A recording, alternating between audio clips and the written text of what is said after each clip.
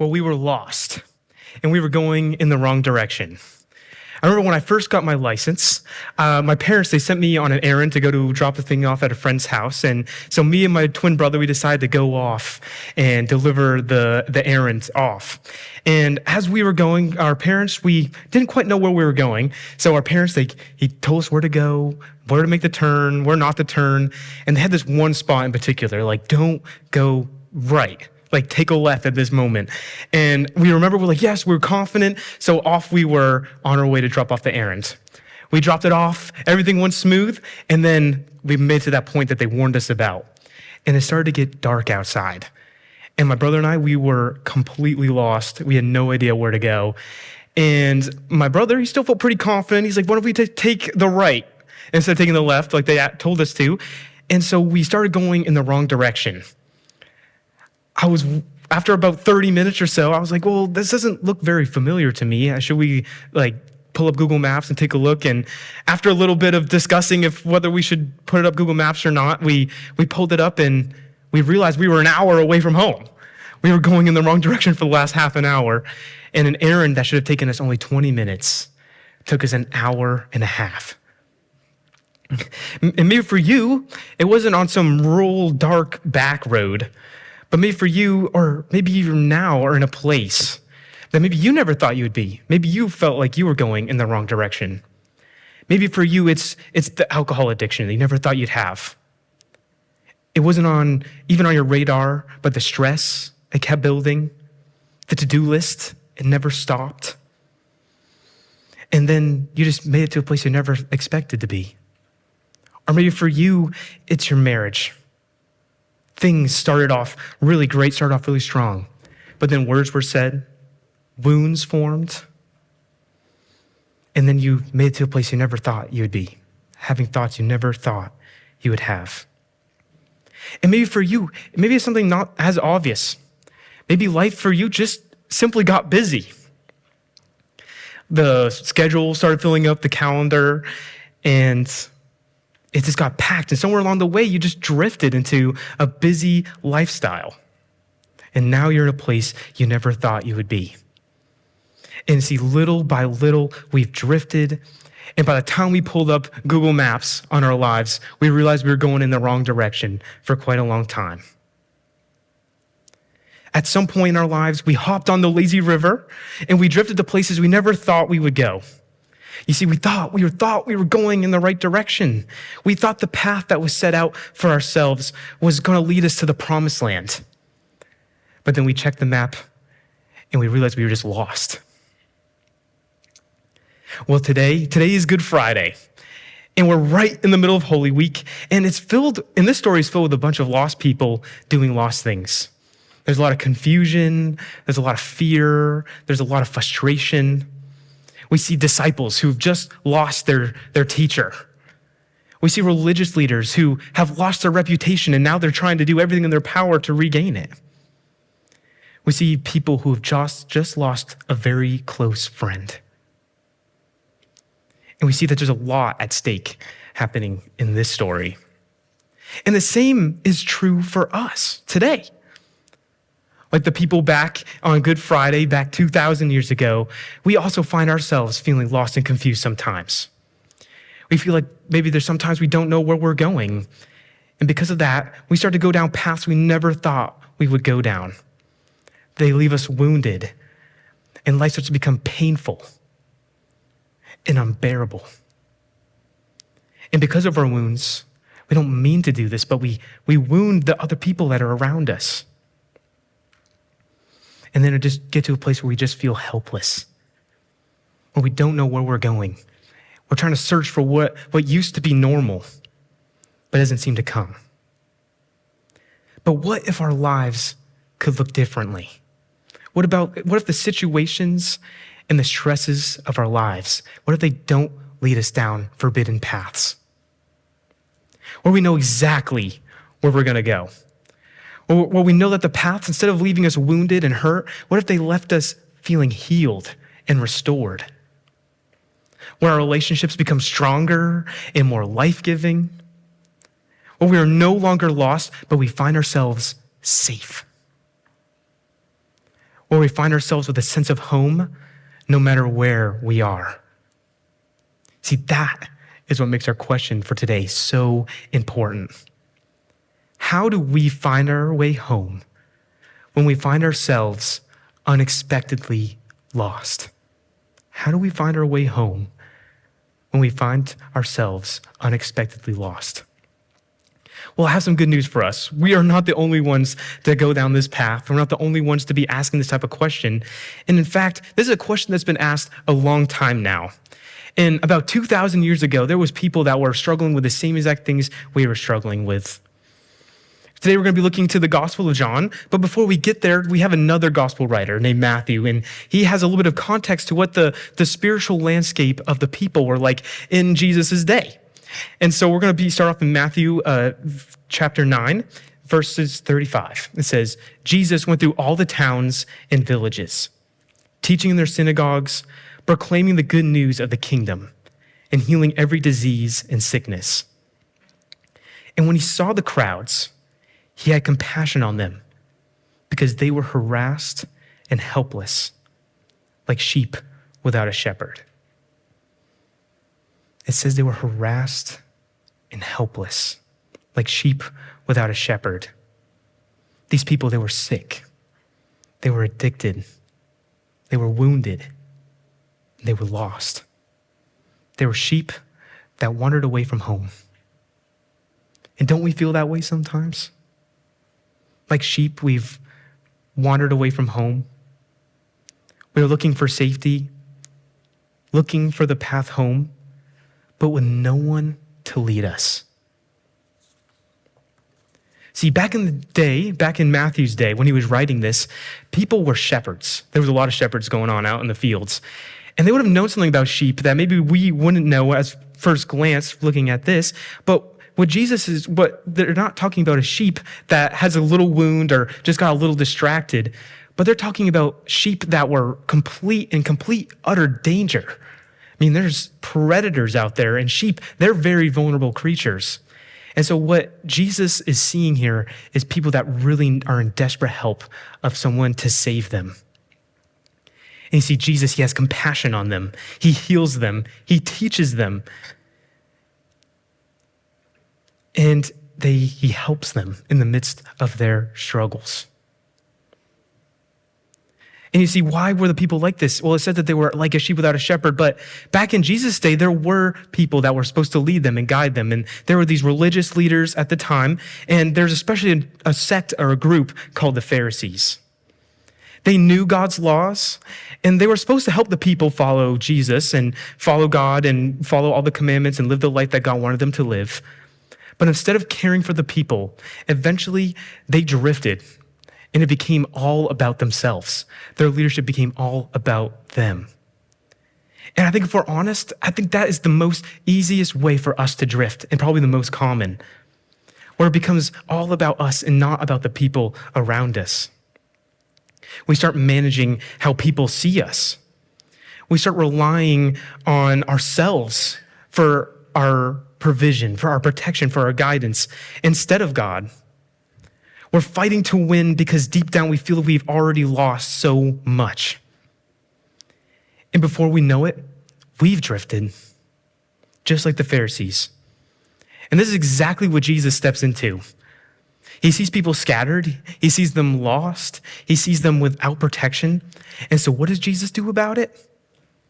I want you to listen to the language that Jesus uses as we enter into John chapter 10. Jesus says, I am the good shepherd. The good shepherd, he lays down his life for the sheep. The hired hand is not the shepherd and does not own the sheep. So when he sees the wolf coming, he abandons the sheep and runs away. Then the wolf attacks the flock and scatters it.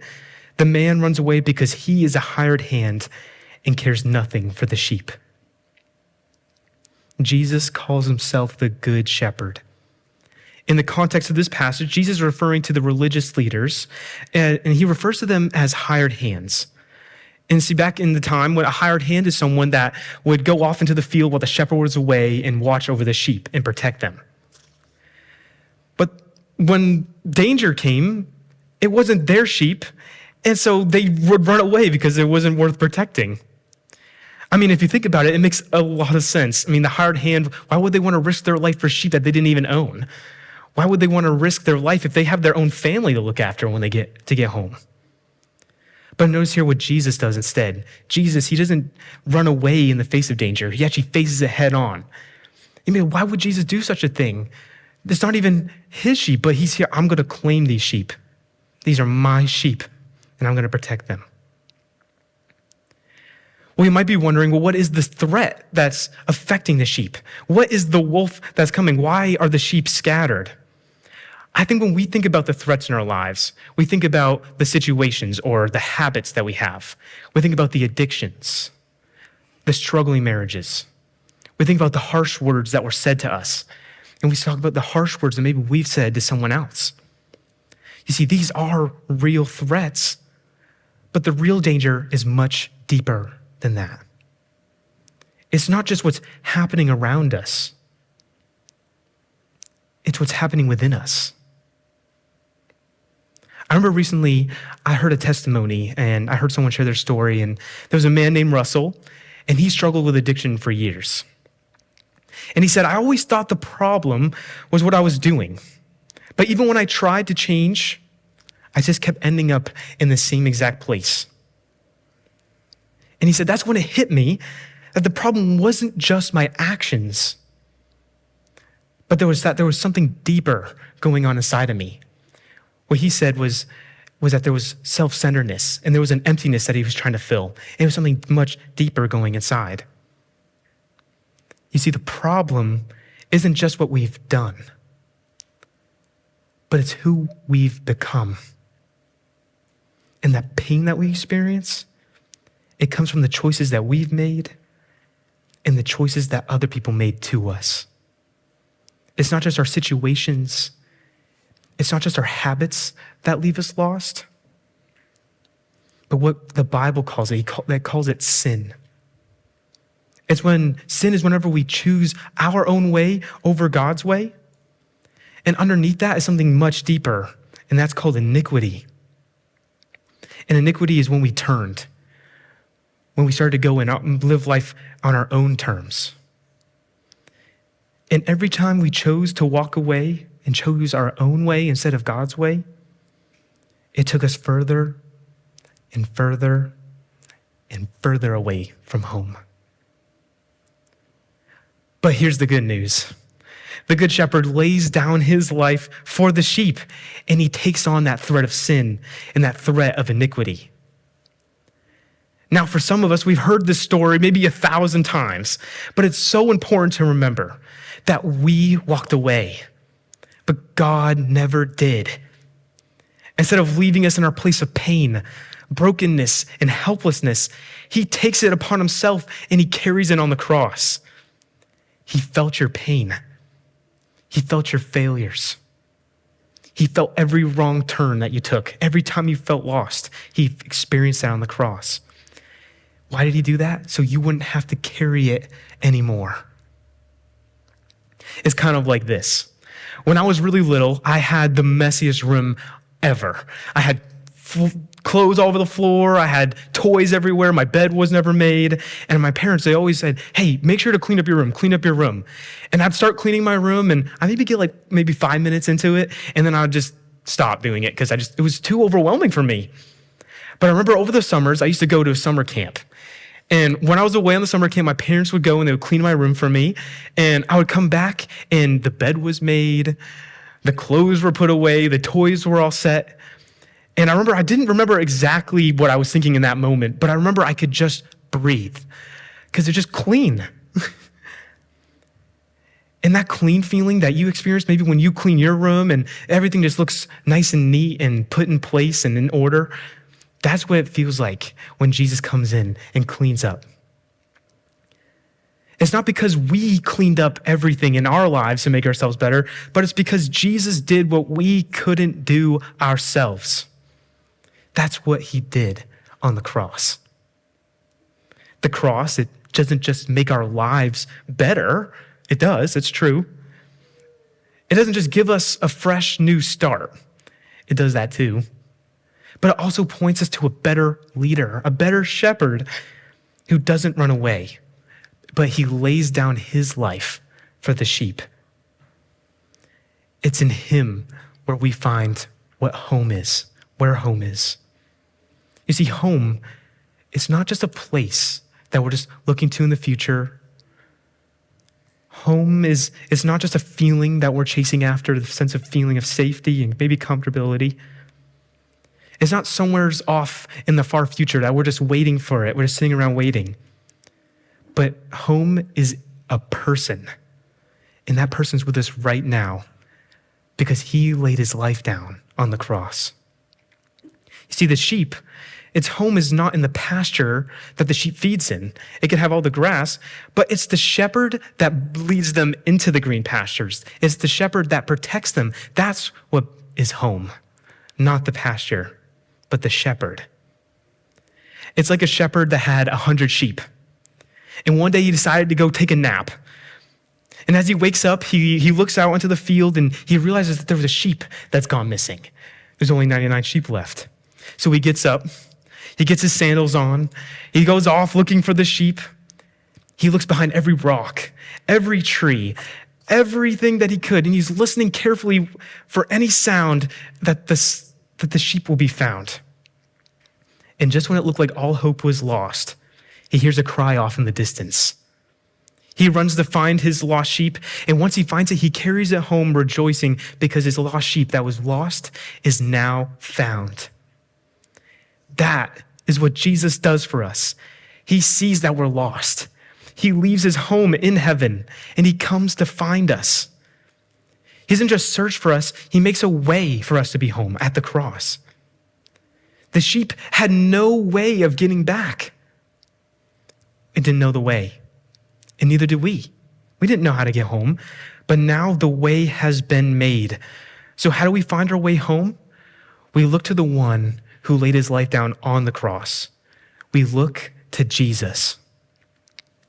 So when you feel lost, look to the one who laid down his life for you, and he will lead you home.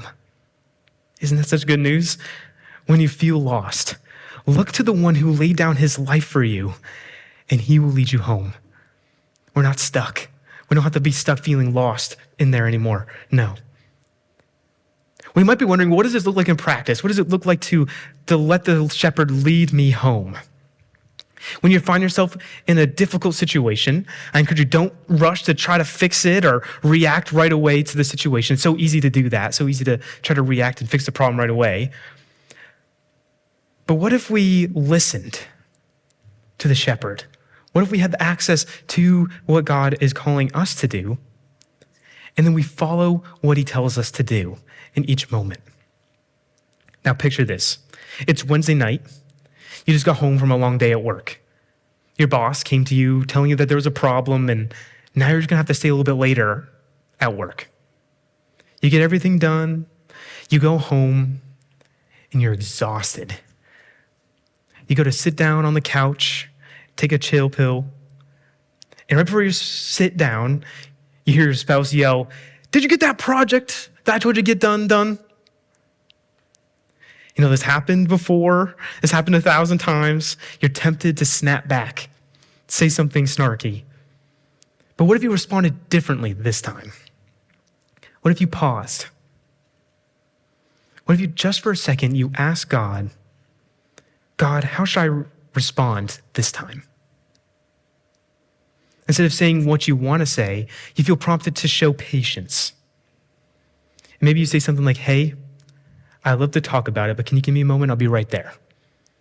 Instead of snapping back, what if the way that the shepherd leads us is not right there? It doesn't come right at the moment, but God leads us into whatever he wants us to do instead of us reacting to it.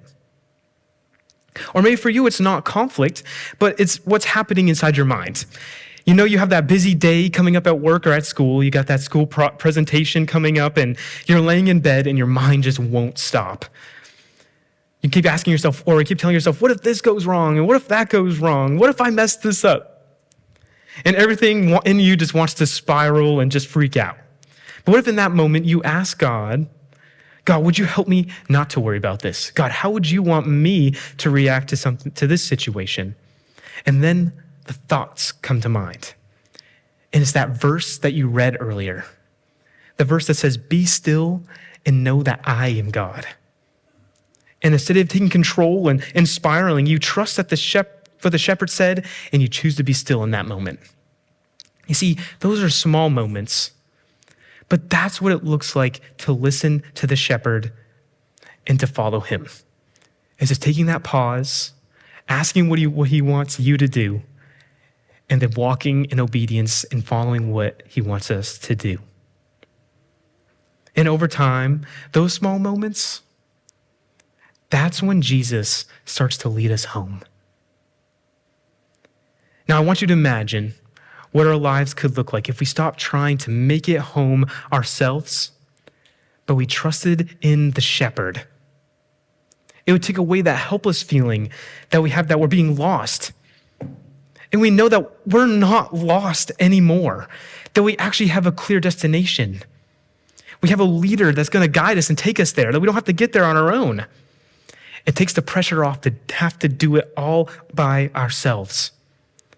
We not only have to survive through the day, but we get to thrive as we walk alongside the shepherd wherever he leads. See, what would people see if they came to Christ Church and they saw people that weren't perfect, but they saw people that were on their way home? They weren't afraid, but hopeful. They weren't lost, but they were found. Maybe they would want to be found as well. See, home is not just a place that we're waiting for. It's the Good Shepherd himself that leads us to greener pastures. So I want you to take a moment. Let's take a moment to listen to the shepherd right now. I encourage you to hold out your hands, maybe in a posture of receiving. Take a deep breath in through the nose. And then exhale out. Just ask, Lord, what do you want to speak to me right now? And then just listen.